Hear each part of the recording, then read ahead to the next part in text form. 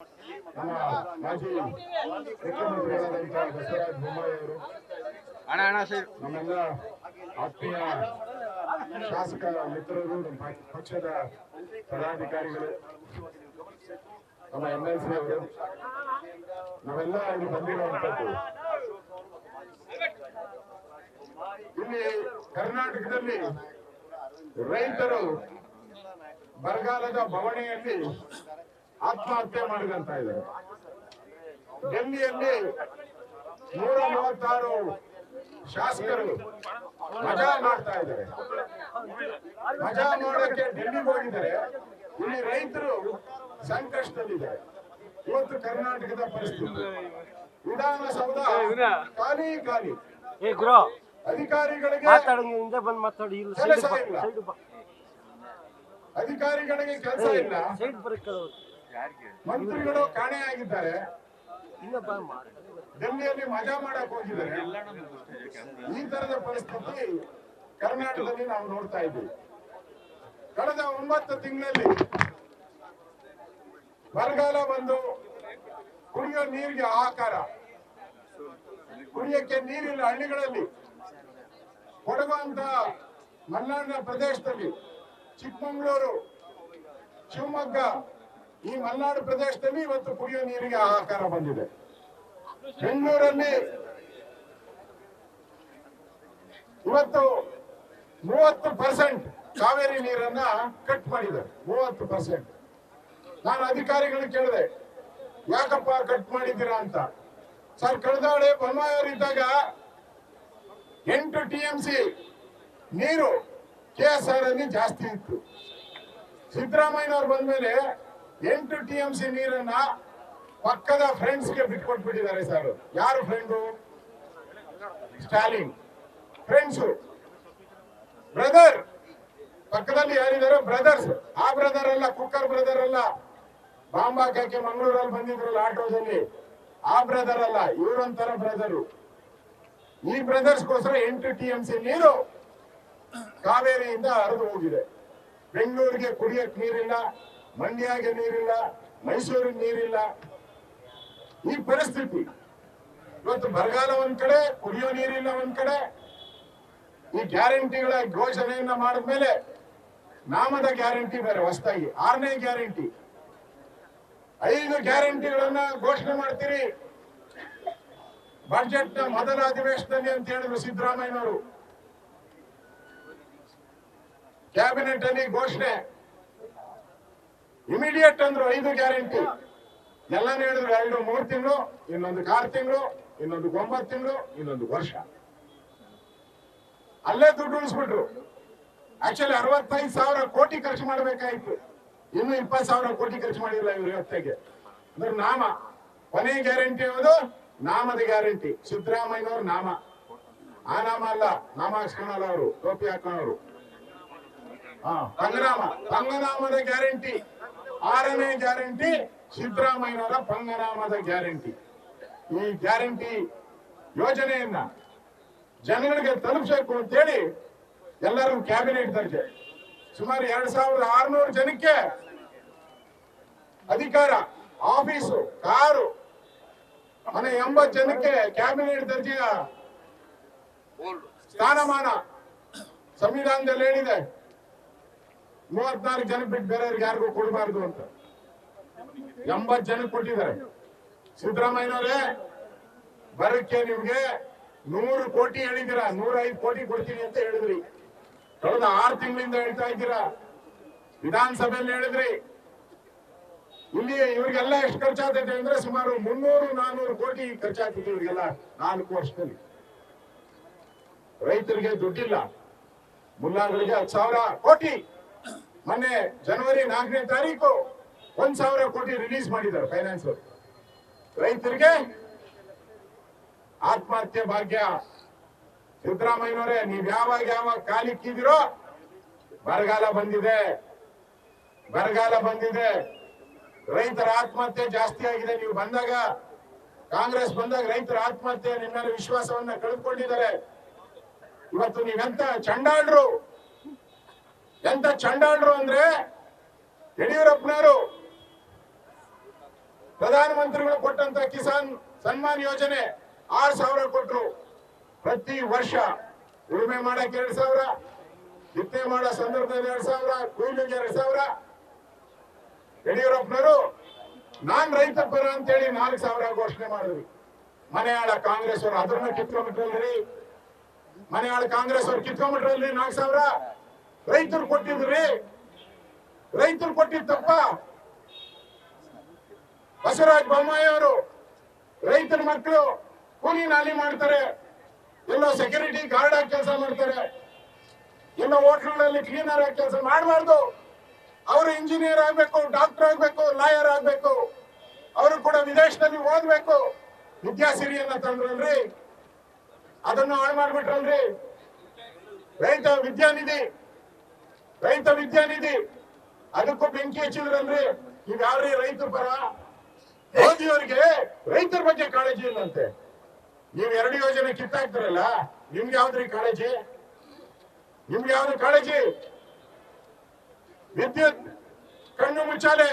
ನನಗನ್ಸೋದು ವಿಧಾನಸೌಧದಲ್ಲಿ ವಿದ್ಯುತ್ ಆಯ್ತಾ ಇಲ್ಲ ನೋಡ್ಬೇಕು. ಸ್ವಿಚ್ ಹಾಕರಪ್ಪ ನೋಡ್ರೆ, ಜನರೇಟರ್ ಮೇಲೆ ನಡೀತಾ ಇರ್ಬೇಕು ಇದ್ದಂತು. ವಿಧಾನಸೌಧ, ವಿಕಾಸಸೌಧ ಎರಡೂ. ಕೈಗಾರಿಕೆಗಳಿಗೆ ವಿದ್ಯುತ್ ಇಲ್ಲ. ಸ್ಮಾಲ್ ಸ್ಕೇಲ್ ಇಂಡಸ್ಟ್ರೀಸ್ ಪೀಣ್ಯದಲ್ಲಿ ವಿದ್ಯುತ್ ಬರದಿಂದ ಇಡೀ ರಾಜ್ಯದಲ್ಲಿ ಸ್ಮಾಲ್ ಸ್ಕೇಲ್ ಇಂಡಸ್ಟ್ರೀಸ್ ಸ್ಥಗಿತ ಆಗ್ತಾ ಇದೆ. ರೈತರಿಗೆ 7 ಗಂಟೆ ಕರೆಂಟ್. ವಿಧಾನಸಭೆಯಲ್ಲಿ ಏನು ವೀರಾವೇಶದ ಭಾಷಣ. 7 ಗಂಟೆ ಕರೆಂಟ್ ಅಂದ್ರು. 2 ಗಂಟೆ ಕರೆಂಟ್ ಇಲ್ಲ ಸಿದ್ದರಾಮಯ್ಯನವರೇ. ಕಣ್ಣು ಮುಚ್ಚಾಲೆ. ಕಣ್ಣು ಮುಚ್ಚಾಲೆ. ಅದು ಶಾಖೆ ಹೊಡೆಯಲ್ಲಂತೆ. ಶಾಕ್ ಹೊಡಿದಿರೋ ಕರೆಂಟ್ ಹೊಸದಾಗಿ ತಯಾರು ಮಾಡೋರು ಇವರು. ವೋಲ್ಟೇಜ್ ಇಲ್ಲ. ಸರ್ಕಾರದ ವೋಲ್ಟೇಜ್ ಇದ್ರೆ ತಾನೆ ಅಲ್ಲಿ ವೋಲ್ಟೇಜ್ ಬರೋದು. ಸರ್ಕಾರದಾಗೆ ಇಲ್ಲ ವೋಲ್ಟೇಜ್. ಇವತ್ತು ಇವ್ರಿಗೆ ಇವೆಲ್ಲ ದಾರಿ ತಪ್ಪಿಸ್ಬೇಕ್ರಿ. ಬರ ದಾರಿ ತಪ್ಪಿಸ್ಬೇಕು, ರೈತರ ಆತ್ಮಹತ್ಯೆ ದಾರಿ ತಪ್ಪಿಸ್ಬೇಕು, ಕುಡಿಯೋ ನೀರು ದಾರಿ ತಪ್ಪಿಸ್ಬೇಕು. ಒಂದೇ ಒಂದು ಕೆಲಸ ಕಳೆದ 8-9 ತಿಂಗಳಲ್ಲಿ ಒಂದು ಅಭಿವೃದ್ಧಿ ಕಾರ್ಯ ಆಗಿಲ್ಲ. 224 MLAಗಳು ಒಳ್ಳೆ ಜಾತಕ ಪಕ್ಷಿ ಅಂತ ಕಾಯ್ತಾ ಇದ್ದಾರೆ. ಜಾತಕ ಪಕ್ಷಿ ಅಂತೆ 224 MLAಗಳು ಇವತ್ತು ಬರ್ತೈತೆ, ನಾಳೆ ಬರ್ತೈತೆ. ಸಿದ್ದರಾಮಯ್ಯನವ್ರು ಬೋರ್ಡ್ ಹಾಕೊಂಡ್ಬಿಟ್ಟವ್ರೆ, ನಾಳೆ ಬಾ ಅಂತ. ಎಲ್ಲ MLAಗಳು ಹೋದ್ರೆ ನಿಮ್ಗೆ ಅವ್ರು ಬೇಡ ನಾನು ಆ ಭಾಷೆ ಮಾತಾಡಿದ್ರೆ, ಯಾಕಂದ್ರೆ ಅವ್ರಿಗೆ ಸಿದ್ದರಾಮಯ್ಯನವ್ರಿಗೆ ಒಂದೇ ನಿಮಿಷ ಸಿದ್ದರಾಮಯ್ಯನವ್ರಿಗೆ ಬಹಳ ಗೌರವ. ಅವರು ಎಂದೂ ಅವ್ರ ಜೀವನದಲ್ಲಿ ಏಕವಚನದಲ್ಲಿ ಮಾತಾಡಲ್ಲ. ಅವ್ರು ಯಾರನ್ನೂ ಸಾಧ್ಯನೇ ಇಲ್ಲ. ಅವರಂತ ಸಂಭಾವಿತ ಒಬ್ಬ ರಾಜಕಾರಣಿ ಕರ್ನಾಟಕದಲ್ಲಿಲ್ಲ. ಏಕವಚನನೇ ಮಾಡಲ್ಲ. ಗೌರವಾನ್ವಿತ ರಾಷ್ಟ್ರಪತಿಗಳು ಆ ಹೆಣ್ಮಗಳು ಎಸ್ ಟಿ ಅವ್ರ ಬಗ್ಗೆ ಮಾತ್ರ ಏಕವಚನ ಪ್ರಯೋಗ ಮಾಡಿದ್ದಾರೆ. ಮಾತ್ರ ಏಕವಚನ. ವ್ಯಾಕರಣ ಏನ್ ಅಸೆಂಬ್ಲಿಯಲ್ಲಿ ಯಾರೋ ಕ್ವಶನ್ ಕೇಳಿದ್ರೆ ಕಾಕೊಂಬು ಕೂ ಗೊತ್ತನ್ರಿ ಅಂತಾರೆ. ನಿಮ್ಗೆ A+B² ಗೊತ್ತನ್ರಿ ಅಂತ ನಾವು ಕೇಳ್ತೀವಿ.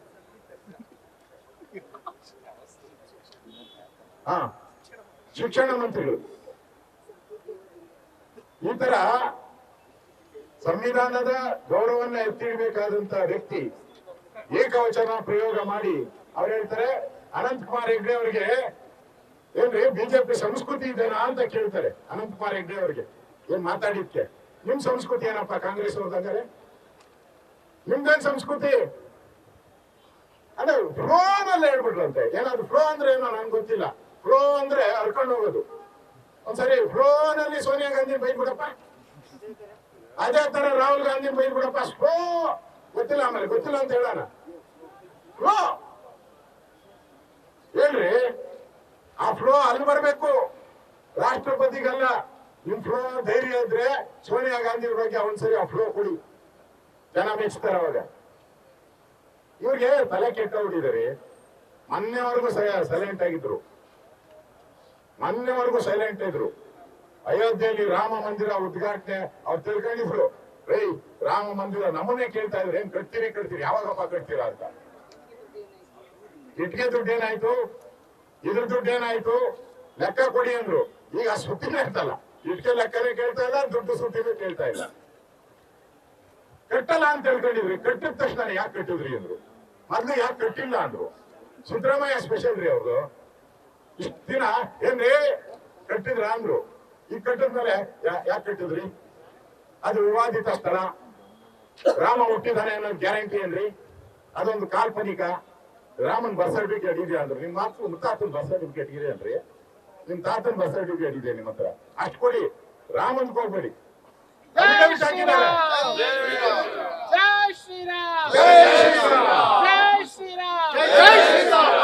ಸುಪ್ರೀಂ ಕೋರ್ಟ್ ಅಲ್ಲಿ ಅಫಿಡವಿಟ್ ಹಾಕಿದಾರೆ ಇವರು ಮಾನ ಮರ್ಯಾದೆಯಿಂದ. ರಾಮ ನಮ್ಮ ಏನ್ ಹೇಳ್ತಾರೆ, ಹಳ್ಳಿಯಲ್ಲಿ ರಾಮ ಅಂತೆ ಅವ್ರ ಸ್ಟೈಲಲ್ಲಿ. ಏನ್ ಅಲ್ಲೇ ಇದ್ದಾನ ನೋಡ್ರಿ, ಕಾಂಗ್ರೆಸ್ ಅವರೇ ಅವರು ಮಂತ್ರಿಗಳು ಮಾತಾಡ್ತಾರೆ, ರಾಮ ಅಲ್ಲೇ ಇದ್ದಾನ ಅಂತ. ಬಾಬರ್ ಹೊಡೆದಾಕದ್ನಲ್ಲ, ಯಾಕೆ ಹೊಡೆದಾಕ್ತ ಗೊತ್ತಾ? ಬಾಬರು ಈ ದೇಶದ ಸಂಸ್ಕೃತಿ ಅವ್ರ ಕ್ಯಾಬಿನೆಟ್ ನಡೀತದೆ. ಸಿದ್ದರಾಮಯ್ಯ ಕ್ಯಾಬಿನೆಟ್ ಆಯ್ತು, ಹಂಗೊಂದು ಬಾಬರ್ ಕ್ಯಾಬಿನೆಟ್ ಇತ್ತು ಡೆಲ್ಲಿಯಲ್ಲಿ. ಒಂದು ಕ್ಯಾಬಿನೆಟ್ ಅಲ್ಲಿ ತೀರ್ಮಾನ ಮಾಡ್ತಾರೆ, ಭಾರತದ ಒಂದು ಸಂಸ್ಕೃತಿ, ಭಾರತದ ಒಂದು ಶಕ್ತಿ ಎಲ್ಲಿದೆ ಅಂದ್ರೆ ಅದು ರಾಮನಲ್ಲಿದೆ ಅಂತ ಹೇಳ್ತಾರೆ ಅಲ್ಲಿ ಒಬ್ಬ ಮಂತ್ರಿ. ಅದಕ್ಕೆ ಅವನು ಹೇಳ್ತಾನೆ ಸೈನಾಧಿಪತಿಗೆ, ಆ ಶಕ್ತಿನೇ ಹೊಡೆದಾಕ್ಬಿಟ್ಟು ಬಂದ್ಬಿಡೋಗಿ ರಾಮಂದು ಅಂತ ಹೇಳ್ತಾರೆ. ಅವಾಗ ಅಯೋಧ್ಯೆಗೆ ದಾಳಿ ಮಾಡಿ ರಾಮನ ದೇವಸ್ಥಾನವನ್ನ ಹೊಡೆದಾಕೋದು. ಅಂದ್ರೆ ರಾಮ ಅಲ್ಲಿದ್ದಾನೆ, ಶಕ್ತಿ ಇಡೀ ದೇಶದ ಶಕ್ತಿ ಅಂತ ಹೇಳುದು. ಇವ್ರು ಹೇಳ್ತಾರೆ ನಮ್ಮ ಹಳ್ಳಿ ರಾಮ ಅಂತ. ಯಾಕೆ ಅಂದರೆ ಮಂಡ್ಯದಲ್ಲಿ ಹನುಮನ್ ಹಾಕಿದ್ರಲ್ಲಪ್ಪ, ಹನುಮ ಏನ ರಾಮನ ಬಗ್ಗೆ ನಿಮ್ ಕೋಪ, ಪಾಪ ಹನುಮಂತ ಅದೇನ ಗಾದೆ ಹೇಳ್ತಾರಲ್ಲ, ಆಂಜನೇಯ ಹಗ್ಗ ಕಳೀತಾ ಇದ್ರೆ ಪೂಜಾರಿ ಶಾವಿಗೆ ಕಳೆದಂತೆ, ಹಂಗೆ ಪಾಪ ಹನುಮಂತ ಆರಾಮಾಗಿ ನೆಮ್ಮದಿಗಿದ್ದ ಅಲ್ಲಿ ಮಂಡ್ಯದಲ್ಲಿ. ಕರ್ನಾಟಕ ಹನುಮನ್ ಹುಟ್ಟಿದ ನಾಡು. ಅಲ್ಲೂ ಬೆಂಕಿ ಹಚ್ಬಿಟ್ರಲ್ಲ ಹೋಗಿ ಫ್ಲಾಗು ಹಾಕಿದ್ದೆ ಗೊತ್ತಿಲ್ಲ ರೀ. 20 ದಿನ ಫ್ಲಾಗ್ ಓಡಾಡ್ತಾ ಇದೆ, ಅಲ್ಲಿ ಹಾರಾಡ್ತಾ ಇದೆ. 20 ದಿನ ಜ್ಞಾನ ಇರಲಿಲ್ಲ ನಿಮ್ಗೆ? ನಿಮ್ಮ ಇಂಟೆಲಿಜೆನ್ಸ್ ಏನ್ ಮಾಡ್ತಾ ಇದ್ರು? ಮಣ್ಣು ತಿಂತಾ ಇದ್ರ? ಕತ್ತೆ ಕಾಯ್ತಾ ಇದ್ರ? 20 ದಿನ ಹಾರಾಟ ಮಾಡಿದಂತ ಬಾವುಟನ ರಾತ್ರಿ ಕಳ್ಳರ ರೀತಿ, ದರೋಡೆಕೋರ ರೀತಿ ರಾತ್ರಿ 3 ಗಂಟೆ ಹೋಗಿ ಇಳಿಸ್ತೀರಲ್ಲ, ನಾಚಿಕೆ ಆಗ್ಬೇಕಾ ನಿಮ್ಮ ಹತ್ರ? ಕಾನೂನು ಸುವ್ಯವಸ್ಥೆ ಇದೆಯಲ್ರಿ ನಿಮ್ಮ ಹತ್ರ? ಧೈರ್ಯ ಇದ್ದಿದ್ರೆ ಬೆಳಿಗ್ಗೆ ರೈತರ ಮುಂದೆ, ಜನಗಳ ಮುಂದೆ ಇಳಿಸ್ಬೇಕಾಯ್ತು. ಹನುಮನ್ ದೇವಸ್ಥಾನ ಮುಂದೆ ಹನುಮನ್ ಬಾವುಟ ಹಾಕಬಾರ್ದು ನೀವು. ಕಳ್ಳರ ಸರ್ಕಾರ ಇದು. ಈ ತರ ಇದೆಲ್ಲ ಆದ್ಮೇಲೆ ಅವ್ರಿಗೆ ಭಯಭೀತಿ ಆಗಿದೆ. ಅವ್ರಿಗೆ ಇನ್ನೊಂದು ಶಾಕ್ ಅಂತ ಹೇಳಿದ್ರೆ, ಮೊನ್ನೆ ಪಾರ್ಲಿಮೆಂಟ್ ಅಲ್ಲಿ ಖರ್ಗೆ ಅವರು ಒಂದು ಸ್ಟೇಟ್ಮೆಂಟ್ ಮಾಡಿದ್ರು, 400 ಸೀಟ್ ಬಿಜೆಪಿ ಗೆದ್ಬಿಡ್ತದೆ ಅಂದ್ರು. ತಲೆ ಕೆಟ್ಟಬಿಡೋದು. ಅದಕ್ಕೆ ಎಲ್ಲ ಡೆಲ್ಲಿಗೆ ಹೋಗಿರೋದು ಅವರು ದುಡ್ಡು ಕೇಳಕ್ಕಲ್ಲ ರೀ, ಖರ್ಗೆನ ಪ್ರಶ್ನೆ ಮಾಡಕ್ಕೆ. ಹೆಂಗೆ 400 ಸೀಟ್ ಅಂತ ಹೇಳಿದ್ರಿ ಅಂತ ಪ್ರಶ್ನೆ ಮಾಡಕ್ಕೆ ಖರ್ಗೆನ ಕೇಳಕ್ ಹೋಗಿದ್ದಾರೆ. 400 ಸೀಟ್ ಅನೌನ್ಸ್ ಮಾಡಿದ್ರಲ್ಲ, ಹೆಂಗ್ ಹೇಳಿದ್ರಿ ಅಂತ ಕೇಳಕ್ ಹೋಗಿದ್ದಾರೆ. ಅವ್ರು ದುಡ್ಡು ಕೇಳಕ್ಕಲ್ಲ ಹೋಗಿರೋದು. ವಿಭಜನೆ, ದೇಶ ವಿಭಜನೆಗೋಸ್ಕರ ಡಿ.ಕೆ. ಸುರೇಶ್ ಅವರ ಹೇಳಿಕೆ ಏನಿದೆ ಅದನ್ನ ಸಮರ್ಥನೆ ಮಾಡಕ್ಕೋಸ್ಕರ ಹೋಗಿದ್ದಾರೆ. ದೇಶ ವಿಭಜನೆ ಚಿನ್ನ ಟಿಪ್ಪು ಸಂಸ್ಕೃತಿಯ ಒಂದು ಭಾಗವಾಗಿ ಇವತ್ತು ಅವರು ಹೋಗಿರುವಂತದ್ದು. ಇವತ್ತು NDRF ಹೇಳ್ತಾ ಇದ್ರು, NDRF ಬರದ ಬಗ್ಗೆ ದುಡ್ಡು ಕೇಂದ್ರ ಸರ್ಕಾರ ಇದುವರೆಗೂ ನಮ್ಗೆ ಬರದಲ್ಲಿ ಒಟ್ಟು 16,628 ಕೋಟಿ ಬಿಡುಗಡೆ ಮಾಡಿದೆ ಕೇಂದ್ರ ಸರ್ಕಾರ. ಇದೇ ಮನಮೋಹನ್ ಸಿಂಗ್ ಇದ್ದಾಗ ಸರ್ಕಾರದಾಗ ಏನ್ ಬಿಡುಗಡೆ ಮಾಡಿದೆ ನೋಡಿ, 3,000 ಕೋಟಿ ಬಿಡುಗಡೆ ಮಾಡಿದೆ. ಇಲ್ಲಿ ಬರದ ಬಗ್ಗೆ ನಾನು ಹೇಳ್ತಾ ಇದ್ದೀನಿ, 4 ಪಟ್ಟು ಹೆಚ್ಚು ಹಣವನ್ನ ಬಿಡುಗಡೆ ಮಾಡಿದೆ. ನಾನು ಅಂಕಿಅಂಶ ಜಾಸ್ತಿ ಹೇಳಕ್ ಹೋಗಲ್ಲ, ಯಾಕಂದ್ರೆ ಎಲ್ಲರೂ ಹೇಳಿದ್ದಾರೆ. ಅದೇ ರೀತಿ 2019ರಿಂದ 22ರವರೆಗೂ ಪ್ರವಾಹ ಬಂತು. NDRF ಏನ್ ಹೇಳುತ್ತೆ ಕಾನೂನು, ಆ ಕಾನೂನಲ್ಲಿ ಮಳೆ ಆಧಾರಿತ ಪ್ರದೇಶ, ಅದಕ್ಕೆ 6,300, 6,800, 6,800. ನಾವು ಅದನ್ನ ಬೊಮ್ಮಾಯಿಯವರು ಯಡಿಯೂರಪ್ಪನವರು ಇದ್ದಾಗ ಅದಕ್ಕೆ 13,600 ಕೊಟ್ರಿ. ಕಾನೂನಲ್ಲಿ ಇಲ್ಲ ಕೊಡಕ್ಕೆ. ನೋಡ್ತಿ ಪಾಯಿಂಟ್, ಕಾನೂನಲ್ಲಿ ಏನು ಇಲ್ಲ ಕೊಡಕ್ಕೆ. ಕಾನೂನು ಹೇಳಿರೋದು 6,800 ಕೊಡಿ NDRF ರೂಲ್ಸ್ ಪ್ರಕಾರ. ನಾವು ಕೊಟ್ಟಿದ್ದೇವೆ ಇಷ್ಟು 13,600. ನೀರಾವರಿ 13,500. ಹೆಚ್ಚುವರಿಯಾಗಿ ನೀರಾವರಿ ಬೆಳೆ ಹೆಚ್ಚುವರಿಯಾಗಿ 11,500 ಕೊಟ್ರಿ. ಒಟ್ಟೆಷ್ಟು 25,000 ಕೊಟ್ರಿ. ಬಹುವಾರ್ಷಿಕ ಬೆಳೆ 18,000. 10,000 ಎಕ್ಸ್ಟ್ರಾ ಮಾಡಿದ್ರೆ ಅದಕ್ಕೆ 28,000 ಕೊಟ್ರಿ. ಯಾರ್ರೀ ರೈತರ ಪರ? ನೀವು ಕಾಂಗ್ರೆಸ್ ಇದ್ದಾಗ ಏನ್ ಕೊಡ್ತಾ ಇದ್ರಿ ಅದಕ್ಕಿಂತ ಜಾಸ್ತಿ ಕೊಟ್ರಿ. ಯಾರು ಕೇಳಿರ್ಲಿಲ್ಲ. ನಮ್ ಸರ್ಕಾರ ಡಿಸಿಷನ್ ತಗೊಂಡು ಸಾಲ ಮಾಡಾದ್ರೂ ರೈತರ ಜೊತೆ ನಿಲ್ಲಬೇಕು ಅಂತ. ಸಾಲ ಮಾಡಿ ರೈತರ ಜೊತೆ ನಿಲ್ಲಣ ಅಂತ ಹೇಳಿದ್ರು. ನೀವು ಸಾಲ ಮಾಡಿ ಕಾಂಗ್ರೆಸ್ ಅವರಿಗೆ ಬಿರಿಯಾನಿ ತಿನ್ಸೋಣ ಅಂತ ಹೊರಟಿದ್ದೀರ. ಬೋರ್ಡ್ ಚೇರ್ಮನ್ಗಳು ಮಾಡ್ತಾ ಇದ್ದೀರ. ಇದೇ ನಮಗೂ ನಿಮ್ಗೂ ನಾವು ಮಾಧ್ಯಮದವರು ಪದೇ ಪದೇ ಪ್ರಶ್ನೆಗಳನ್ನ ಕೇಳ್ತಾರೆ. ಸರ್ ಅದೇನೋ ಕೇಂದ್ರ ಸರ್ಕಾರ ಇಷ್ಟು ತಾರತಮ್ಯ ಅಂತ. ನಾನು ಏನು ಹೇಳಕ್ಕಲ್ಲ, ನನಗೆ ಅಷ್ಟು ಇದಿಲ್ಲ. ನಾನು ಒಂದೇ ಅವ್ರಿಗೆ ಸಿಂಪಲ್ ಪ್ರಶ್ನೆ, ಸಿದ್ದರಾಮಯ್ಯವರೇ ಒಂದೇ ಒಂದು ಸಣ್ಣ ಪ್ರಶ್ನೆ ಉತ್ತರ ಕೊಡಿ. ನೀವು ಇವಾಗ ಬಂದಿರೋದು ನನ್ನ ಮನೆ ಬಂದಿದ್ದೀರಾ? ನೀವು 8 ತಿಂಗಳಿಂದ ಬಂದಿದ್ದೀರಪ್ಪ. ನಾವು 4 ವರ್ಷ ಇದ್ರಿ ಅಧಿಕಾರದಲ್ಲಿ. ಯಡಿಯೂರಪ್ಪನವರು, ಬೊಮ್ಮಾಯಿಯವರು, ನಾನು ರೆವಿನ್ಯೂ ಮಿನಿಸ್ಟರ್ ಆಗಿದ್ದೆ. ನಾವು ಬರ ಬಂದಾಗ, ಫ್ಲಡ್ ಬಂದಾಗ ಎಷ್ಟು ಹಣ ಕೊಟ್ಟಿದ್ದೀರಿ? ಎಷ್ಟು ರೈತರು ಕೊಟ್ಟಿದ್ದೀರಿ? ಎಷ್ಟು ದುಡ್ಡು ಬಿಡುಗಡೆ ಮಾಡಿದಿರಿ? ಎಷ್ಟು? ಮತ್ತೆ ಕೇಂದ್ರ ಸರ್ಕಾರ ಕಡೆ ಈಗ ನೋಡಿದೀರಾ? ಅದನ್ನು ತಗೊಳ್ಳಿ, ಅಲ್ಲಿ ಬರ್ದಿದ್ದೀನಿ. ಅದನ್ನು ನಮ್ ಫೈಲಲ್ಲಿ ಬರ್ದಿದ್ದೀರಿ ಸಿದ್ದರಾಮಯ್ಯನವರೇ. ನಮ್ ಫೈಲಲ್ಲಿ ಎಲ್ಲ ಇದೆ. ಕೇಂದ್ರ ಸರ್ಕಾರ ಎಷ್ಟು ಹಣ ಕೊಟ್ಟಿದೆ? ಇಲ್ಲ. ರಾಜ್ಯ ಸರ್ಕಾರನೇ ಇಷ್ಟು ಹಣವನ್ನ ಒಂದೇ ಒಂದು ತಿಂಗಳಲ್ಲಿ ಬಿಡುಗಡೆ ಮಾಡಿದಿರಿ. ನೀವು 8 ತಿಂಗಳಾಗೈತೆ ನಿಮ್ ಯೋಗ್ಯತೆಗೆ ಒಂದ್ ನಯಾ ಪೈಸೆ ಬಿಡುಗಡೆ ಮಾಡಕ್ ಯೋಗ್ಯತೆ ಇಲ್ಲ ನಿಮ್ಗೆ. 8 ತಿಂಗಳಾಗೈತೆ. ಒಂದೇ ತಿಂಗಳಲ್ಲಿ ನಾವು ಕೇಂದ್ರ ಸರ್ಕಾರ ಕೇಳಲಿಲ್ಲ, ನಾವು ಬಿಡುಗಡೆ ಮಾಡಿದ್ರಿ. ಮಾರ್ಚ್ ಅಲ್ಲಿ ಕೇಂದ್ರ ಸರ್ಕಾರ ನಮ್ಗೆ ಅನುದಾನ ಬಂತು, ಅದು ನಮ್ ಖಜಾನೆ ಬಂತು, ಅದು ಜಮಾ ಆಯ್ತು. ನಾನು ಹೇಳೋದು ಇವತ್ತು ಒಂದೇ ಅಲ್ಲ, ಇದು ಪೂರ್ತಿ ಇನ್ನೊಂದೇ ಒಂದು ಹೇಳ್ತೀನಿ. ಇವ್ರು ಯಾಕೆ ಮುಚ್ಚಿಡಕ್ ಹೋಗ್ತಾ ಇದಾರೆ ಅಂದ್ರೆ ಒಂದು ಹಿಸ್ಟ್ರಿನೂ ಹೇಳ್ಬಿಡ್ತೀನಿ ಇವ್ರದ್ದು ಹೆಂಗೆ ಅಂತ. ಇವ್ರ ಹಿಸ್ಟ್ರಿ ಹೆಂಗೆ ಅಂದ್ರೆ 2014, 13, 14 ಸಿದ್ದರಾಮಯ್ಯ ಮುಖ್ಯಮಂತ್ರಿ, ಸನ್ಮಾನ್ಯ 14 ಬಜೆಟ್ಗಳನ್ನ ಮನ್ನಾ ಮಾಡಿದಂತ ಸನ್ಮಾನ್ಯ ಸಿದ್ದರಾಮಯ್ಯ ಆರ್ಥಿಕ ತಜ್ಞ. ಬರಗಾಲದಲ್ಲಿ ರೈತರಿಗೆ ಯಾವಾಗ ಬಿಡುಗಡೆ ಮಾಡಿದ್ರು? ಬರಗಾಲ ಬಂದು 2013ರಲ್ಲಿ 9 ತಿಂಗಳು ಒಂದ್ ಮಗುನೇ ಆಗೋಗ್ಬಿಡ್ತೈತ್ರಿ. ಮಗು ಹುಟ್ಟು ಬರ್ತೈತೆ, ಒಂದು ವರ್ಷಕ್ಕೆ ಒಂದು ಜೀವನೇ ಬಂದ್ಬಿಡ್ತೈತೆ, ಹೊಸ ಜೀವ ಬರ್ತೈತೆ.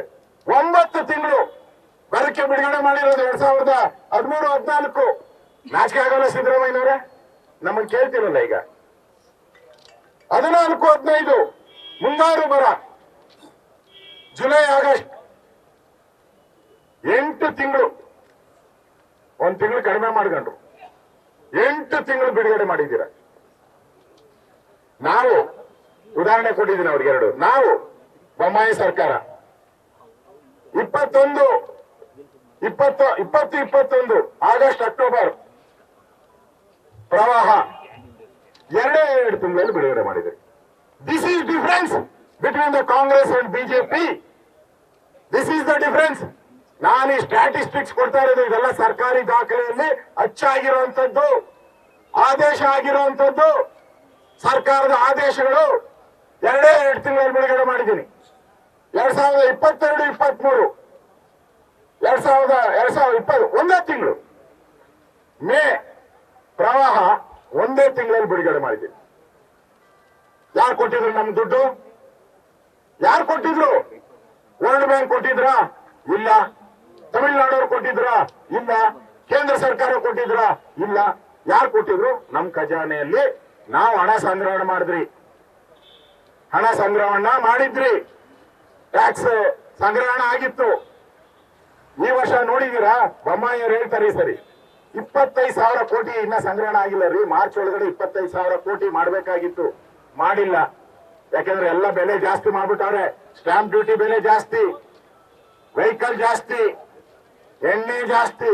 ಆ ಎಣ್ಣೆ ಅಲ್ಲ, ಕಳ್ಳೆಕಾಯಿ ಎಣ್ಣೆ ಅಲ್ಲ, ಕೊಬ್ಬರಿ ಎಣ್ಣೆ ಅಲ್ಲ, ಮಂಗಳೂರು ಕೊಬ್ಬರಿ ಎಣ್ಣೆ ಅಲ್ಲ, ಈ ಎಣ್ಣೆ ಸಾಯಂಕಾಲ ಸಾಯಂಕಾಲದ ಎಣ್ಣೆ